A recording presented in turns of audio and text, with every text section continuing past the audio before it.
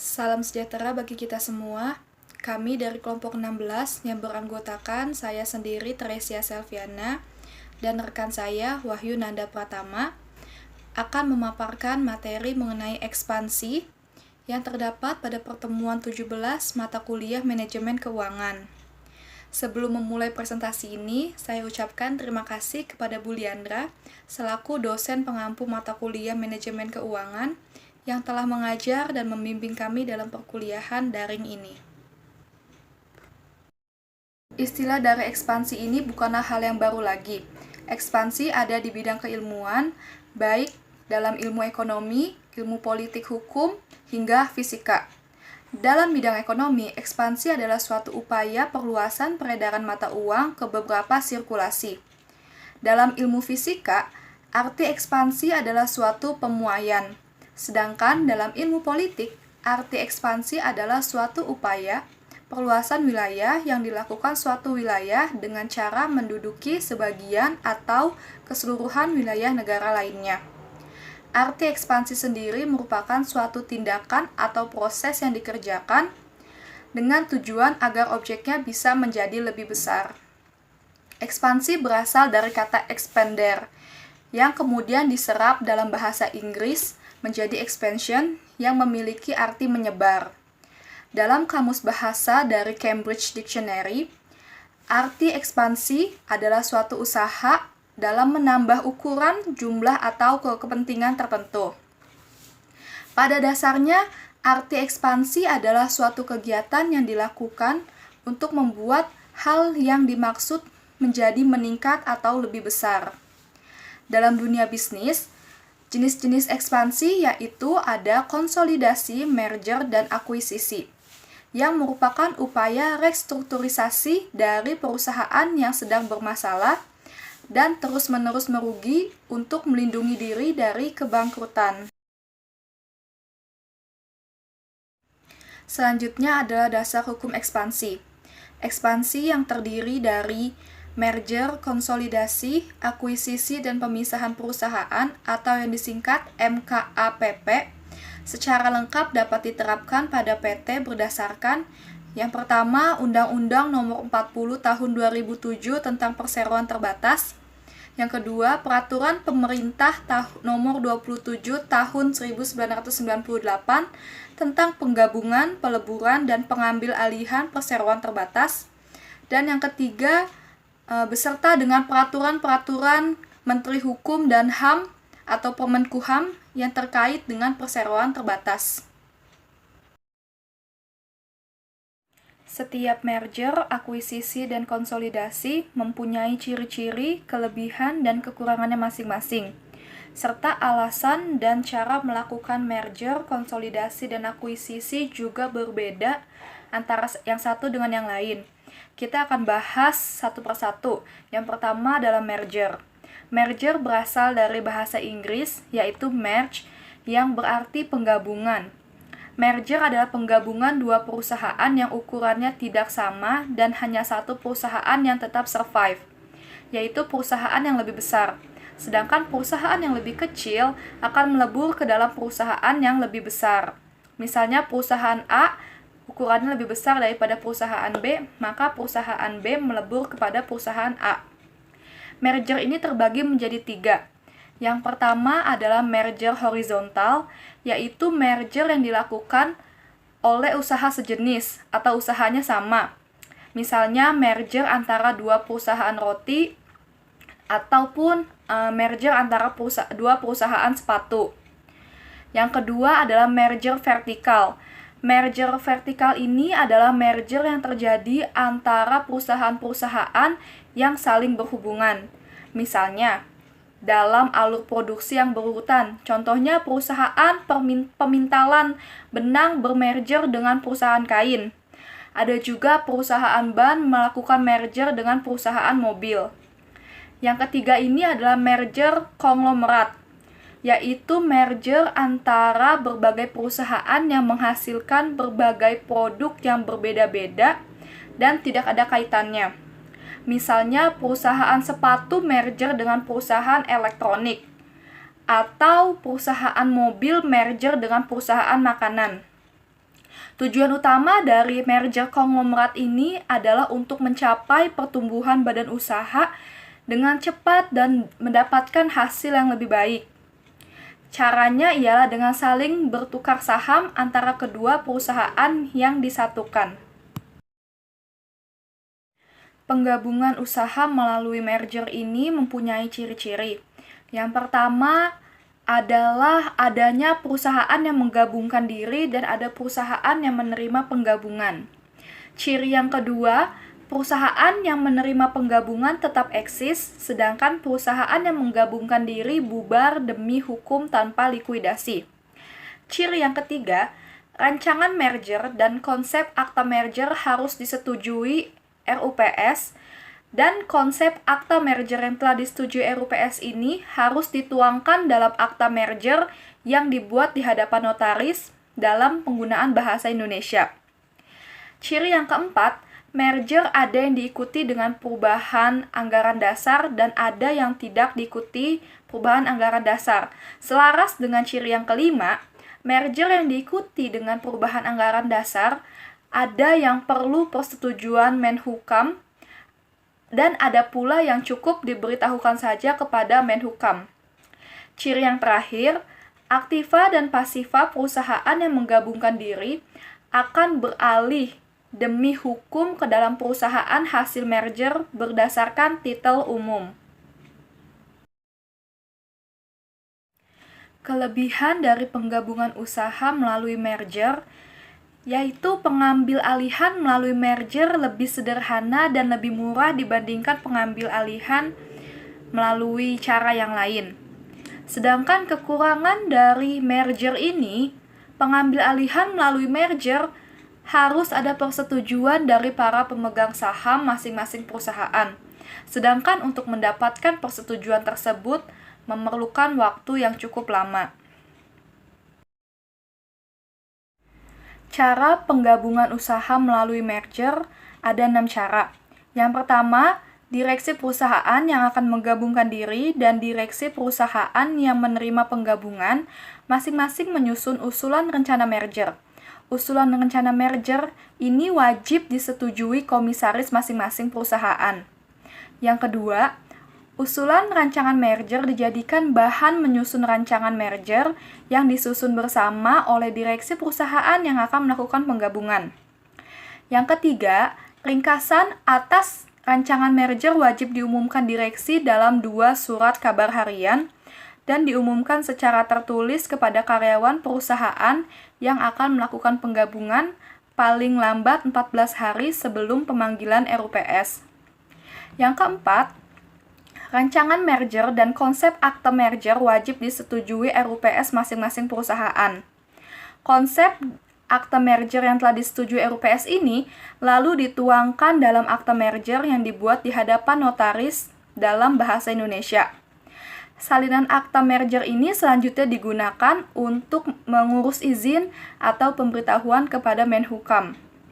Yang kelima, apabila merger perusahaan disertai perubahan anggaran dasar yang membutuhkan persetujuan Menhukam, maka merger dianggap berlaku sejak tanggal persetujuan perubahan anggaran dasar oleh Menhukam tersebut.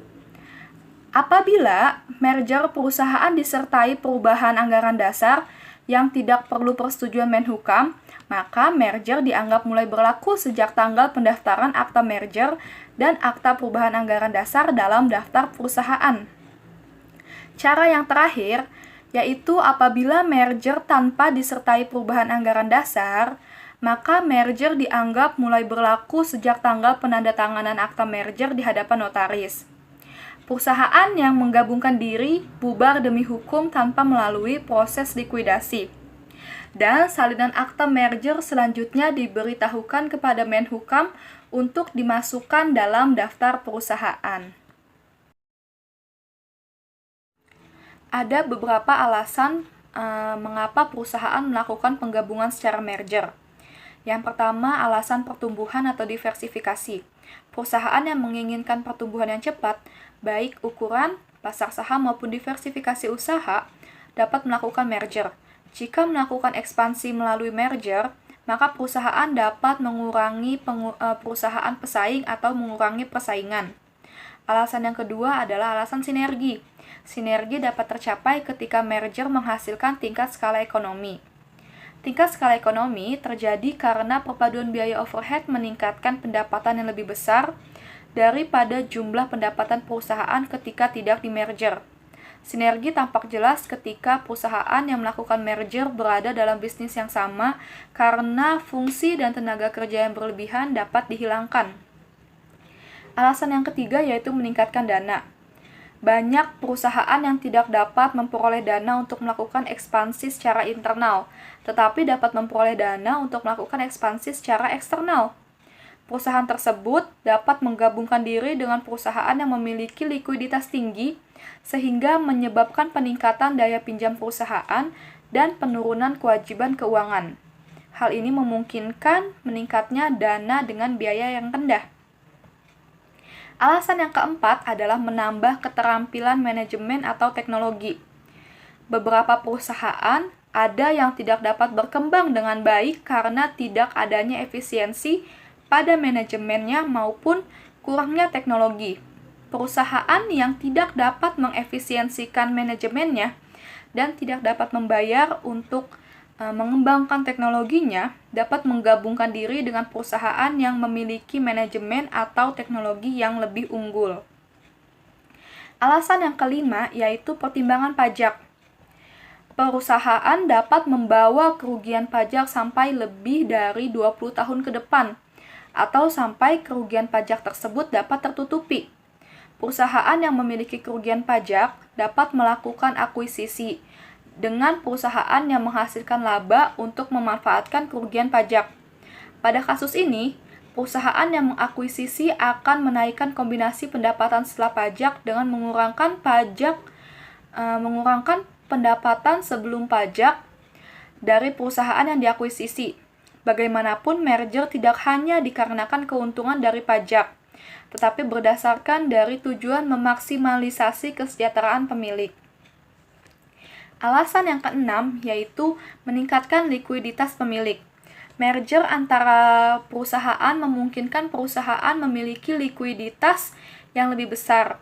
Jika perusahaan lebih besar, maka pasar saham akan lebih luas dan saham lebih mudah diperoleh sehingga lebih liquid dibandingkan dengan perusahaan yang lebih kecil.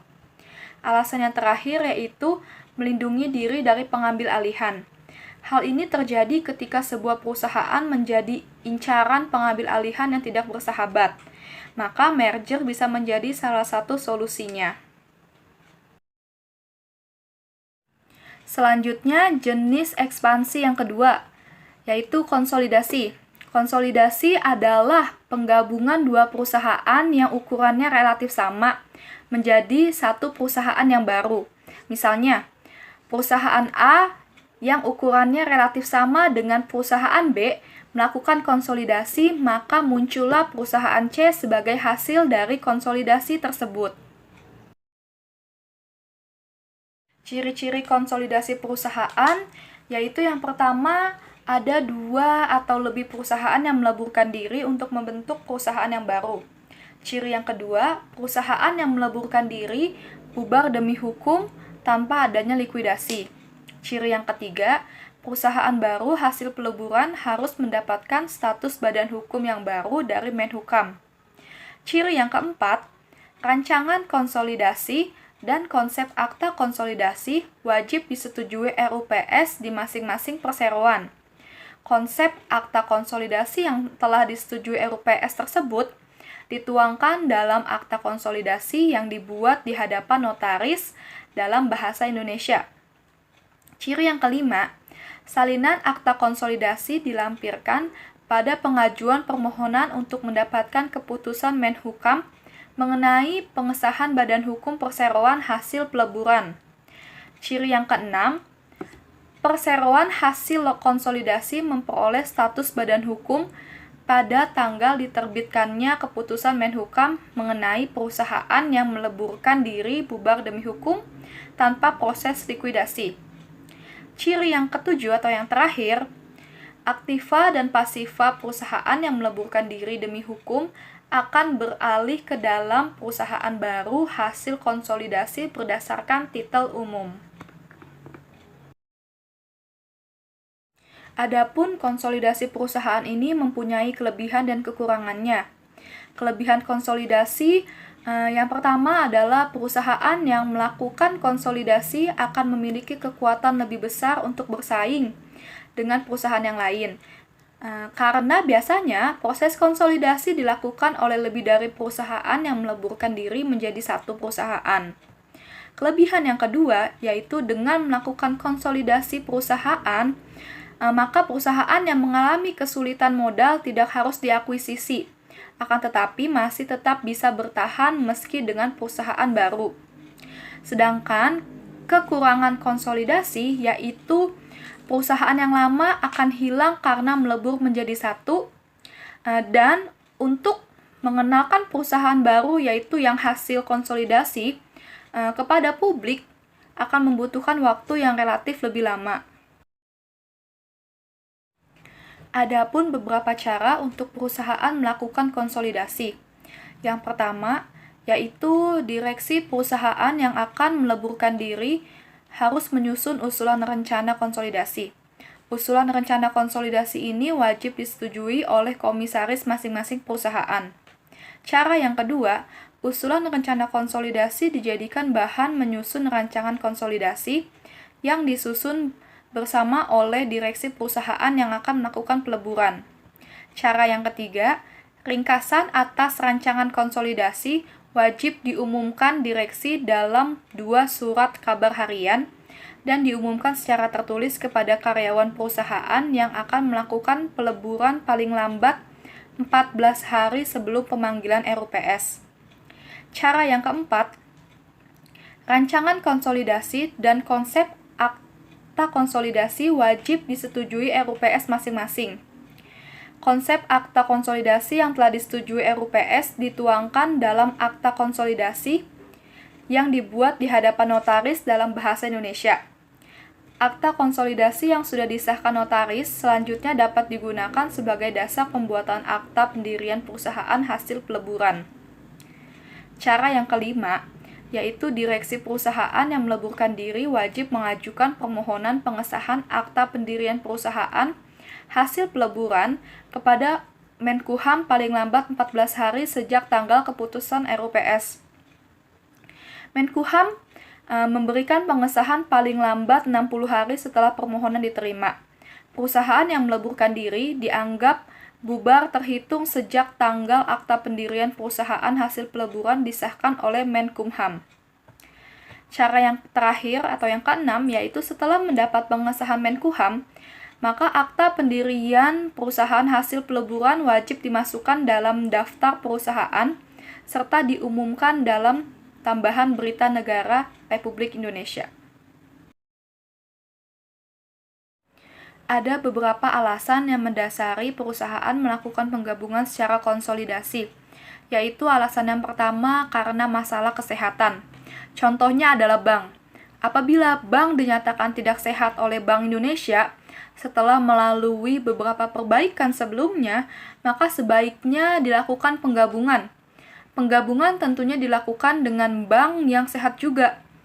Jika perusahaan atau bank yang digabungkan sama-sama dalam kondisi tidak sehat, maka sebaiknya pilihan penggabungan adalah konsolidasi, atau bisa juga pengakuisisian oleh bank lainnya yang sehat. Alasan yang kedua yaitu alasan pemodalan. Apabila modal yang dimiliki suatu perusahaan dirasa terlalu kecil, sehingga sulit untuk melakukan ekspansi usaha, maka perusahaan tersebut bisa saja bergabung dengan satu atau beberapa perusahaan yang lain agar modal yang dimiliki menjadi lebih besar sehingga lebih mudah untuk mengembangkan usahanya. Alasan yang ketiga yaitu masalah manajemen. Manajemen yang kurang profesional akan membuat perusahaan mengalami kerugian terus-menerus dan sulit untuk berkembang. Hal ini akan mendorong perusahaan tersebut untuk melakukan konsolidasi dengan perusahaan lain yang kualitas manajemennya terkenal lebih profesional. Alasan yang keempat yaitu teknologi dan administrasi. Perusahaan yang menggunakan teknologi sederhana seringkali menjadi masalah. Hal tersebut karena sekarang ini teknologi sudah semakin canggih. Untuk mendapatkan teknologi canggih, diperlukan modal yang tentu saja tidak sedikit. Karena itu, suatu perusahaan lebih memilih untuk melakukan penggabungan dengan perusahaan lain yang teknologinya lebih canggih. Demikian pula dengan perusahaan yang sistem administrasinya masih sederhana dan kurang teratur, perusahaan tersebut sebaiknya melakukan konsolidasi dengan perusahaan lain agar sistem administrasinya menjadi lebih baik. Alasan yang kelima yaitu ingin menguasai pasar. Biasanya, alasan ini tidak diumumkan secara jelas pada pihak eksternal dan hanya diketahui oleh pihak yang melakukan konsolidasi saja. Dengan adanya konsolidasi dari beberapa perusahaan, maka tentu saja jumlah cabang dan juga konsumennya akan semakin bertambah. Selain itu, konsolidasi juga bisa menghilangkan atau melawan perusahaan pesaing yang ada. Selanjutnya, jenis ekspansi yang ketiga yaitu akuisisi. Akuisisi berasal dari sebuah kata dalam bahasa Inggris yaitu acquisitions, yang berarti pengambil alihan. Akuisisi ini adalah penggabungan dua perusahaan, yang mana perusahaan akuisitor membeli sebagian saham perusahaan yang diakuisisi, sehingga pengendalian manajemen perusahaan yang diakuisisi berpindah tangan kepada perusahaan akuisitor.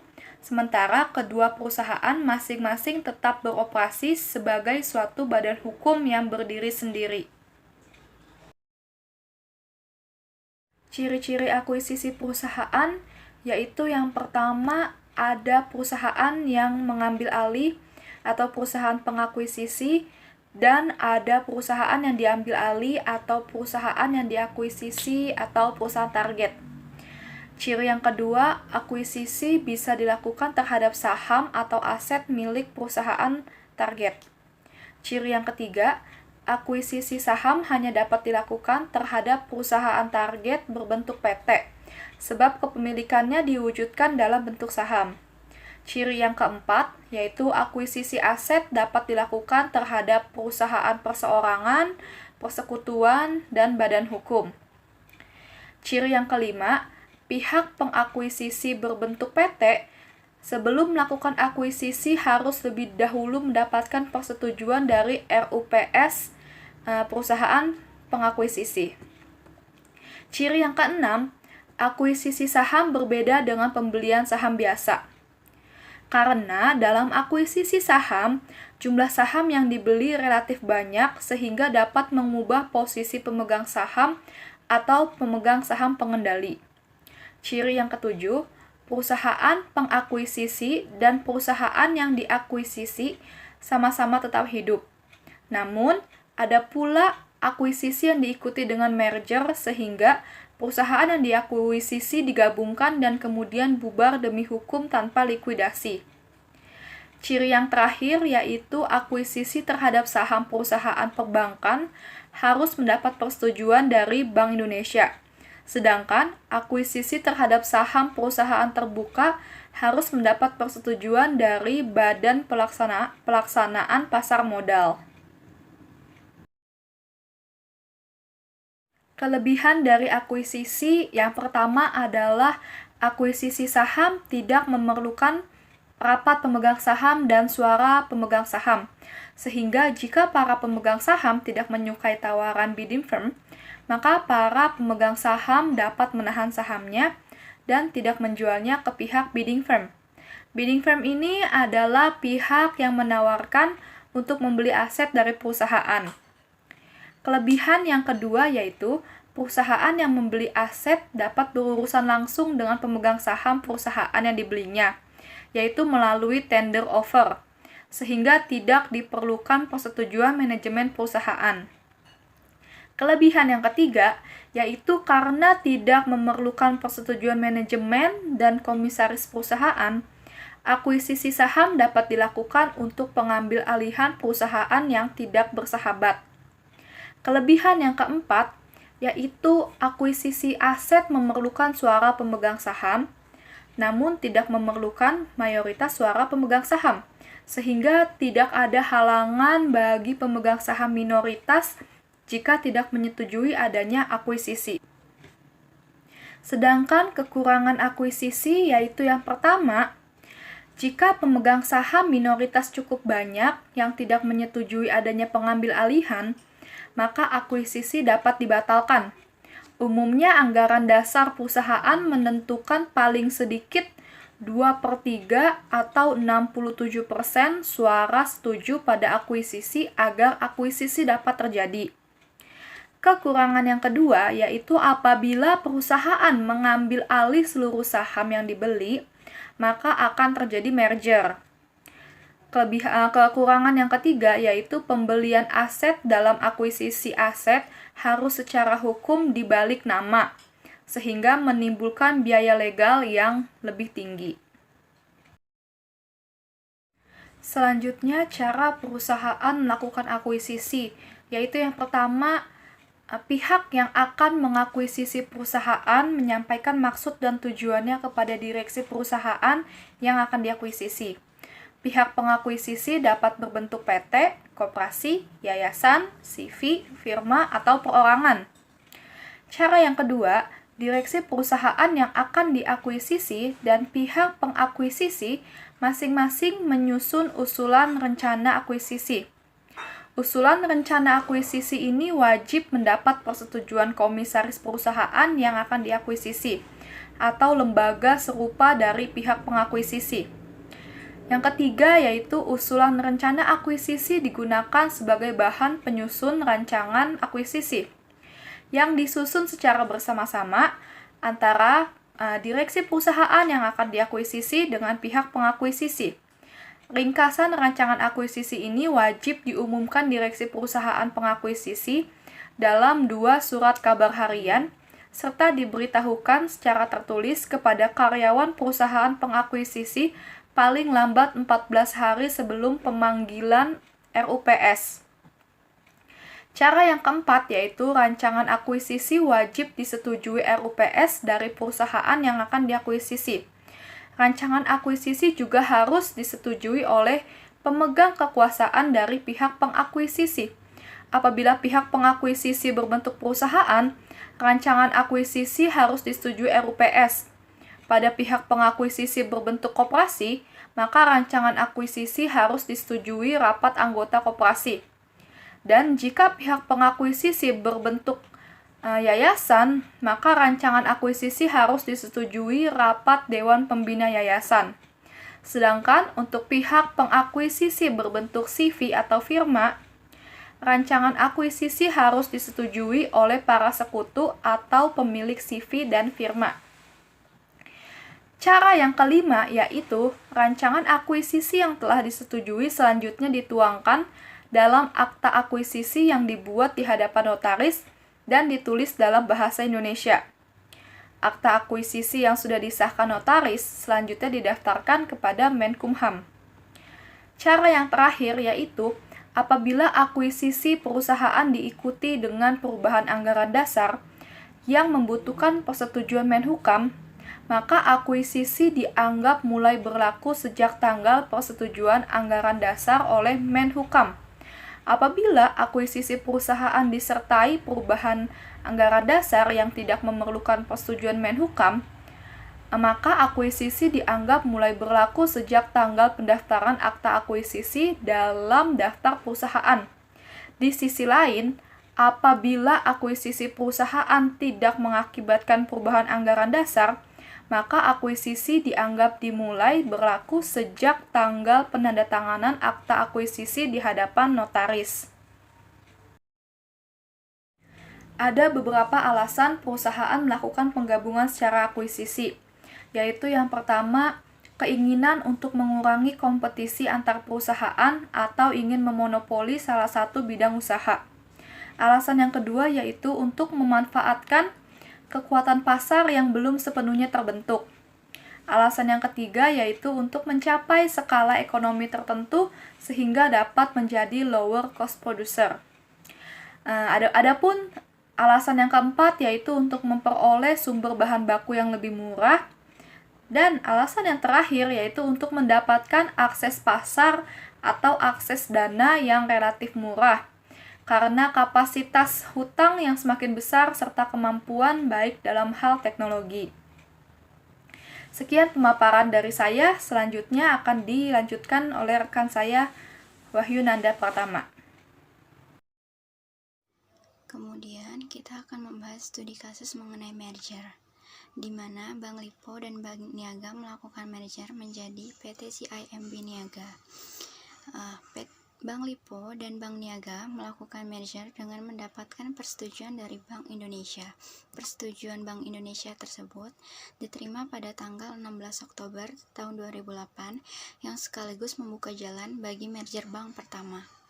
Proses merger dari Bank Lipo dan Bank Niaga ini merupakan dampak dari diterapkannya kepemilikan tunggal atau single present policy yang diterapkan oleh Bank Indonesia. Merger yang dilakukan oleh Bank Lipo dan Bank Niaga ini menimbulkan beberapa dampak, diantaranya dampak positif dan dampak negatif. Dampak positif yang ditimbulkan dari merger ini adalah, yang pertama, pasca merger, simpanan nasabah Bank CIMB Niaga meningkat. Yang kedua, PT Bank CIMB Niaga Terbuka meraih predikat perusahaan sangat terpercaya. Yang ketiga, laba bersih bank mencapai 207 miliar. Yang keempat, Niaga CIMB Group mengirim beberapa pelajar ke Malaysia dalam rangka program beasiswa. Kemudian dampak negatif yang ditimbulkan yaitu, pertama, terdapat pengunduran diri dari beberapa karyawan karena ketidaknyamanan akibat perbedaan baik dari sisi orientasi bisnis maupun dari corporate culture yang tidak sama. Yang kedua, CIMB Niaga diperkirakan tidak akan segera membaik. Selain dari efek dilusi, juga karena efek merger yang sangat mahal. Kemudian, studi kasus mengenai konsolidasi yang dilakukan oleh Bank Eksim, Bank Bumidaya, Bank Dagang Negara, dan Bank Pembangunan Indonesia atau Bapindo. Kasus ini dimulai dari Bank Eksim, Bank Bumidaya, Bank Dagang Negara, dan Bank Pembangunan Indonesia atau Bapindo mengalami kesulitan dalam mengentaskan permasalahan rumah tangga perusahaannya saat krisis ekonomi melanda Indonesia. Salah satu hal yang dapat dilakukan untuk melakukan protek terhadap kemungkinan yang terjadi akibat krisis itu adalah bersatu padu dengan bank lain dengan melakukan kerjasama dalam bentuk konsolidasi. Kerjasama dalam bentuk konsolidasi ini terjadi ketika sekelompok perusahaan yang mempunyai motif yang sama dalam meraih kehidupan baru bersama di masa yang akan datang. Kasus yang ketiga yaitu mengenai akuisisi. Sebagai contohnya adalah Semen Gresik yang melakukan penggabungan usaha secara akuisisi dengan Semen Padang. Pihak Semen Gresik melakukan pembelian terhadap sebagian besar saham Semen Padang, sehingga Semen Gresik memiliki kekuasaan terhadap manajemen perusahaan Semen Padang. Tetapi orientasi kedua perusahaan ini masih berdiri sendiri-sendiri. Kesimpulan yang kita dapat dari materi kali ini yaitu ekspansi merupakan suatu kegiatan untuk memperluas ataupun memperbesar bisnis yang biasanya ditandai dengan menciptakan pasar baru, memperluas fasilitas, ataupun merekrut karyawan. Penggabungan usaha secara akuntansi ada 3 bentuk, yaitu merger, konsolidasi, dan akuisisi. Ketiga bentuk penggabungan tersebut sangat umum dilakukan agar perusahaan dapat terus memenangkan persaingan dan terus tumbuh berkembang. Namun, pada umumnya, tujuan dilakukan penggabungan tersebut adalah untuk mendapatkan sinergi ataupun nilai tambah. Nilai tambah yang dimaksud nilai tambah yang bersifat jangka panjang dibandingkan nilai tambah yang bersifat sementara saja. Oleh sebab itu, dibutuhkan waktu yang cukup panjang dalam menjalankan proses penggabungan usaha ini. Kemudian, saran yang dapat diberikan dalam materi ekspansi kali ini yaitu, sebelum melakukan kegiatan ekspansi, alangkah baiknya perusahaan yang melakukan penggabungan usaha ini harus memperhatikan budaya yang ada di perusahaan masing-masing, karena adanya budaya yang berbeda akan menimbulkan permasalahan baru bagi perusahaan. Serta, proses ekspansi hendaknya dilakukan pada perusahaan yang memiliki bidang yang sama, karena dengan adanya bidang usaha yang sama, kegiatan merger dan akuisisi kemungkinan dapat berjalan seperti yang diharapkan oleh kedua perusahaan. Sekian pemaparan materi dari kelompok kami. Semoga dengan presentasi ini dapat menambah wawasan kita semua. Dan apabila ada tutur kata kami yang kurang berkenan, mohon dimaafkan. Wassalamualaikum warahmatullahi wabarakatuh.